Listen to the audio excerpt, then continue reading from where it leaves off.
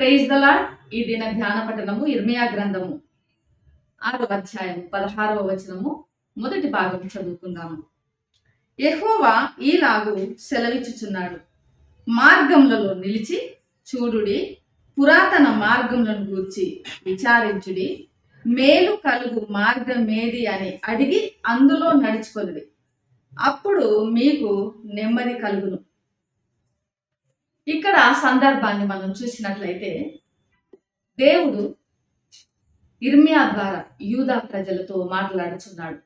ఎందుకు అంటే యూదా ప్రజలు దారి తప్పిపోయారు, దేవుడికి దూరంగా జీవిస్తున్నారు, అవిధేయులుగా జీవిస్తున్నారు.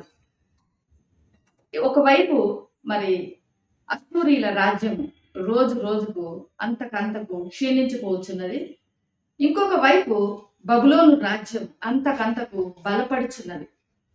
మరి రాజ్యాల వారితో వాళ్ళు యుద్ధం చేస్తూ ఓడించుకుంటూ వస్తున్నారు. ఇప్పుడు యూదా మీదకి కూడా వారు మరి అటాక్ చేయడానికి సిద్ధంగా ఉన్నారు.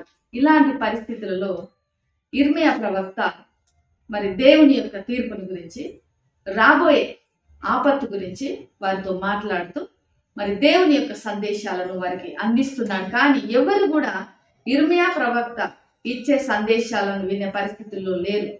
అయితే ఇక్కడ మనము ఒక 5 ప్రాముఖ్యమైనటువంటి మాటలను ఇక్కడ చూస్తున్నాము. మొట్టమొదటిది నిలబడండి అంటున్నాడు. నిలువుడి, మార్గములలో నిలువుడి. తర్వాత నిలబడి ఆ మార్గాలను చూడాలి, చూసి పురాతనమైన మార్గములను గురించి విచారించండి. మేలు కరుగు మార్గం ఏదని అడగాలి, అందులో నడుచుకోవాలి. అప్పుడు వచ్చే ప్రతిఫలము, ప్రయోజనం ఏమిటి అంటే నెమ్మది కలుగుతుంది. ఇప్పుడు మరి చుట్టూ కూడా గందరగోళమైన పరిస్థితిని వాళ్ళు ఎదుర్కొంటున్నారు, ఎంతో భయాందోళనకు వాళ్ళు గురవుతున్నారు. అయితే ఇక్కడ మరి 5 మాటలను ఇర్మియా తెలియజేస్తున్నాడు.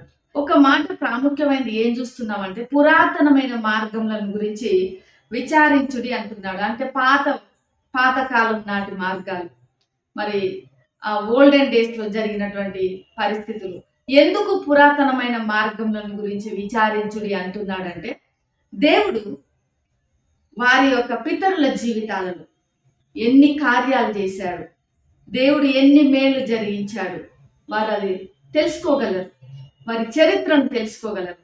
చరిత్రను తెలుసుకోవడం ద్వారా దేవుడు వారి గతంలో వారి పితరుల జీవితాలు, పితరుల ద్వారా జరిగించిన కార్యాలను కూడా వారు తెలుసుకోగలరు. అప్పుడు తెలుసుకున్నప్పుడు వారి యొక్క విశ్వాసం అనేది బలపరచబడుతుంది. కాబట్టి పురాతనమైన మరి కాలములను గురించి, మరి పురాతనమైనటువంటి మార్గములను గురించి మీరు విచారించండి అంటున్నాడు.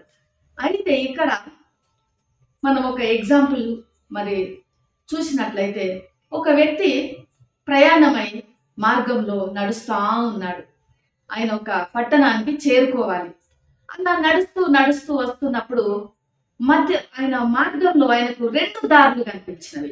ఒకటి ఎడమ వైపు, మరొకటి కుడి వైపు కనిపించేసరికి అంటే ఆ మార్గం చీలిపోయింది 2 మార్గాలుగా. ఇప్పుడు కుడివైపు వెళ్ళాలా, ఎడమ వైపు వెళ్ళాలా, ఒకలాంటి తికమక ఆయనకు అనిపించింది. ఒకవేళ కుడివైపుకి వెళ్తే నేను సరి అయిన మార్గానికి వెళ్తానా లేదా, ఒకవేళ నేను నా గమ్యానికి చేరకపోవచ్చు, అది నా యొక్క తప్పుడు మార్గం కావచ్చు అనేటువంటి భయం పట్టుకున్నది. ఎడమ వైపుకి వెళ్ళినా అదే పరిస్థితి కలుగుతుందేమో, అంటే కుడికి వెళ్ళాలా, ఎడమకు వెళ్ళాలా, ఎటు తెలియని దిక్కు దోచని పరిస్థితుల్లో ఉన్నప్పుడు ఆయన వెనుక నుండి ఇంకొక మరి ప్రయాణస్తుడు వస్తున్నాడు. వచ్చినప్పుడు ఆ ప్రయాణికుని మరి ఒక వ్యక్తి అడిగాడు, నేను ఫలాని చోటికి వెళ్ళాలని వస్తున్నాను, మరి నాకు ఈ దారి 2గా చీలిపోయింది, ఎటువైపు వెళ్ళాలో తెలియకుండా ఉన్నాను, మీరు నాకేమైనా సలహా ఇవ్వగలరా, నాకు మార్గాన్ని చూపెట్టగలరా అన్నప్పుడు ఆ వ్యక్తి తనకు మరి ఏ మార్గంలో వెళ్ళాడో తెలియజేశాడు. ఆ వ్యక్తి సంతోషంగా ఆ మార్గంలో వెళ్ళాడు, తన గమ్య స్థానానికి సురక్షితంగా చేరుకున్నాడు. అంటే ఇక్కడ కూడా మనము కూడా మన గమ్య స్థానానికి క్షేమంగా చేరుకోవాలి అంటే మనం ఏం చేయాలి అంటే మొట్టమొదట మనము నిలబడాలి. రెండవది అంటే విశ్వాసంలో మనము స్థిరంగా నిలబడాలి.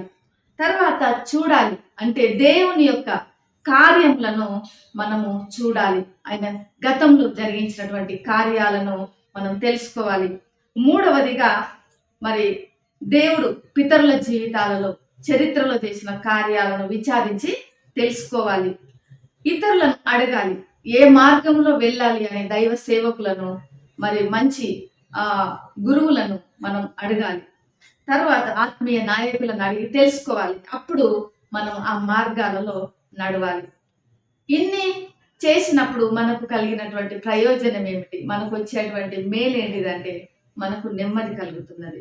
యేసు ప్రభువుల వారు కూడా మరి మత్తయి సువార్త 11:29లో ఒక మాట చెప్పాడు. ప్రయాసపడి భారం మోసుకొంచున్న సమస్తమైన వారులారా నా యొద్దకు రండి, మీకు విశ్రాంతి కలుగజేస్తాను అన్నాడు.